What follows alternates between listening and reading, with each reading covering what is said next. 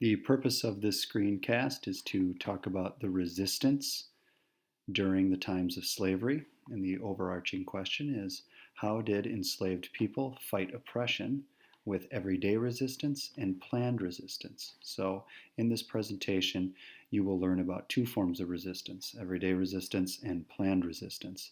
Also, you can pause throughout, but I encourage you to listen to everything I say because I add elaborating details that will help you remember what you learned during this presentation.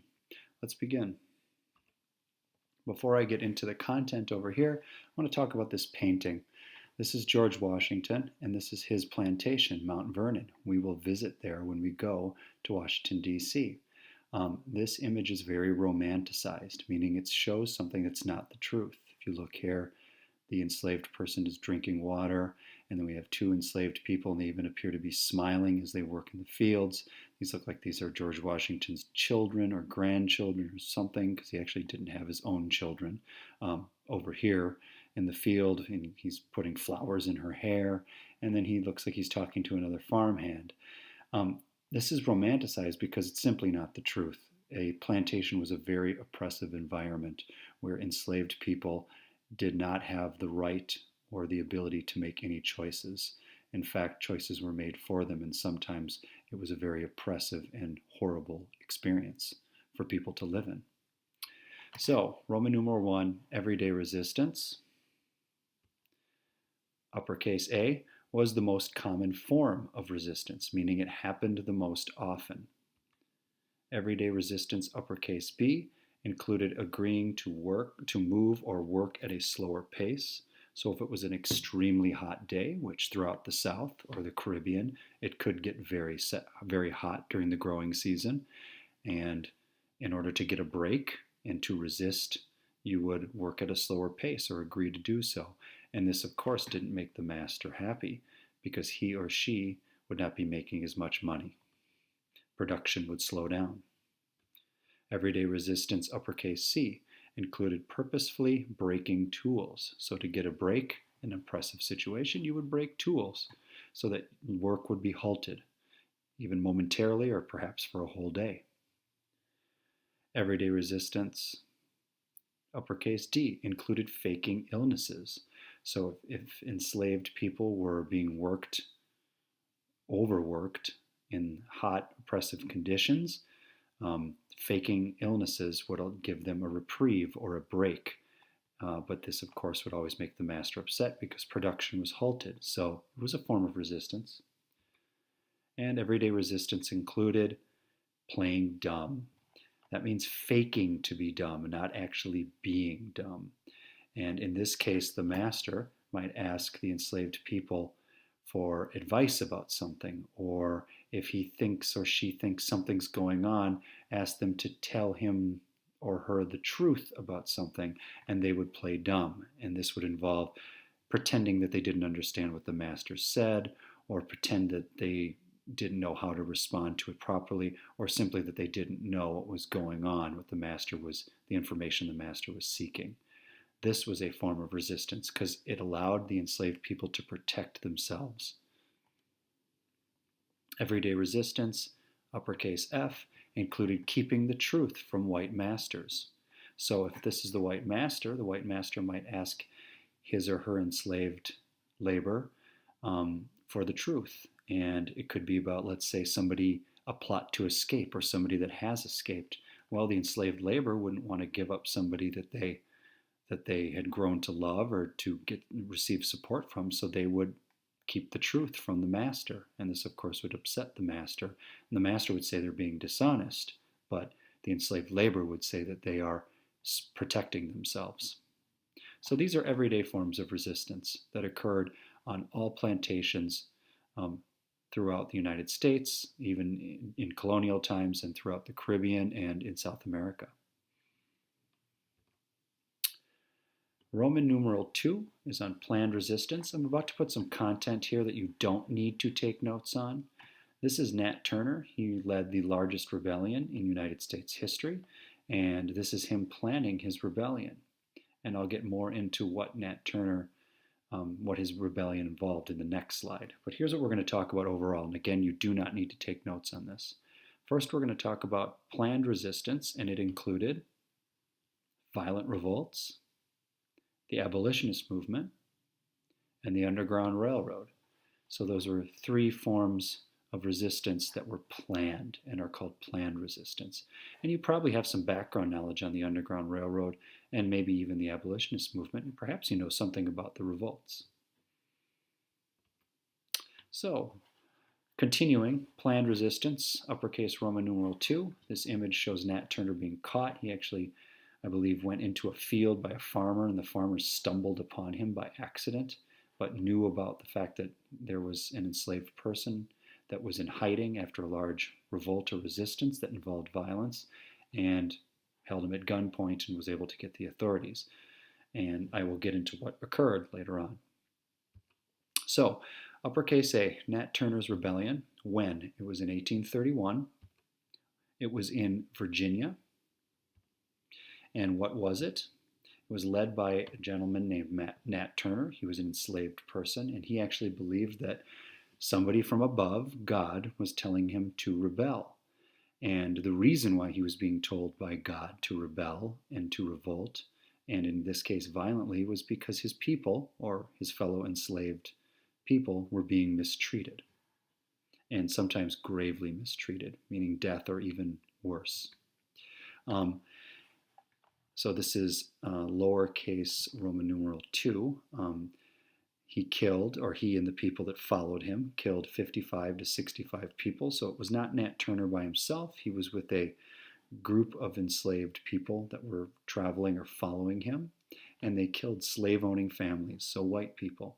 And it included women and children. So it's called indiscriminate killing.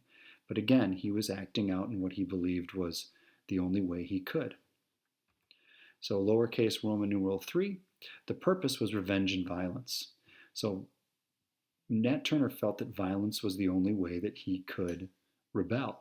And in this case, he was seeking revenge because he saw things happen as an enslaved person. He saw extremely poor treatment of enslaved people by their white masters. And his back was against the wall. So lowercase Roman numeral 4 is an enslaved person only had a couple options. And it was put up with the system of slavery, or the condition of slavery, put up with it, or escape, which was very difficult to do, or you could fight back. And Nat Turner decided to fight back. He was captured and he was hanged, or lynched, as they would say, for what he did, and so were a number of his co-conspirators, of the people that followed him. Roman numeral 2, planned resistance is continued. We have some people here that are very important. This is Frederick Douglass, and Frederick Douglass was a formerly enslaved person who was able to escape to the north. He was extremely brilliant and a very good speaker. And as a result, this gentleman, and his name is William Lloyd Garrison, he met Frederick Turner and began to work with Frederick Turner to show the world that enslaved people could be just as fully human, if not more so, than white people.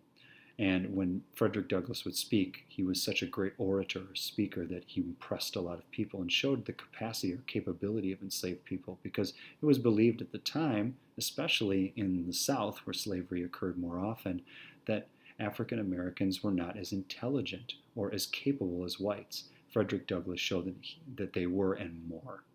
And this is Harriet Beecher Stowe. She was an abolitionist, and she wrote the book Uncle Tom's Cabin, which exposed the situation, the horrible conditions of slavery. So, planned resistance continued. We're now on uppercase B, Abolition Movement.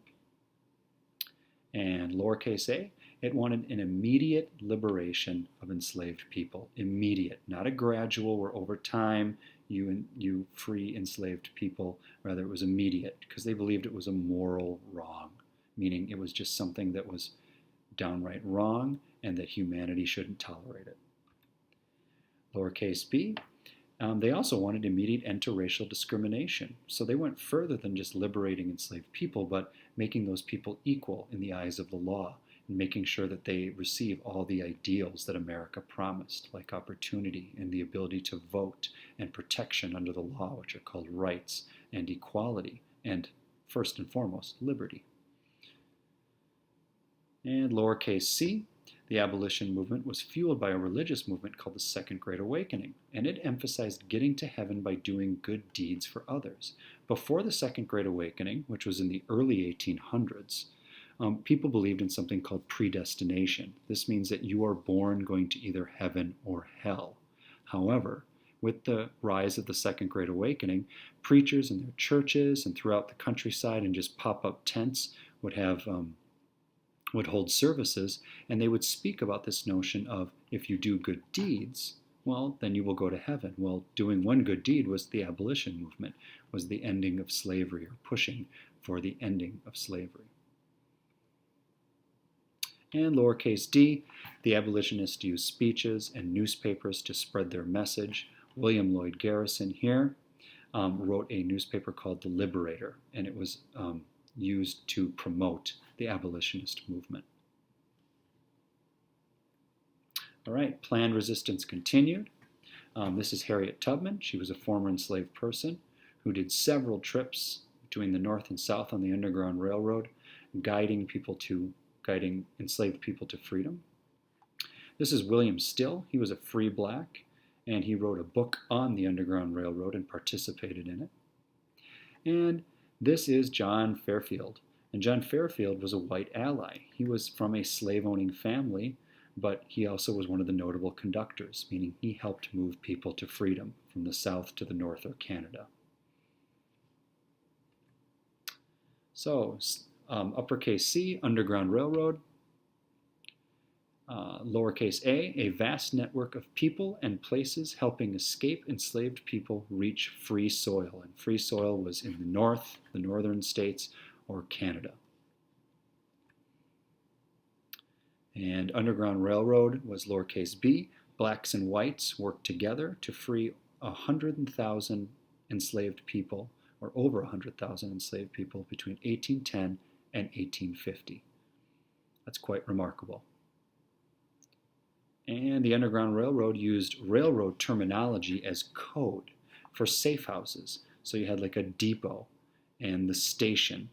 So the depot might have been a safe house, and the station may have been a safe house, and the station master was the person who worked in the safe house. And a safe house was a place where you could stay the night or stay a couple days when you were traveling up north and maybe hide out.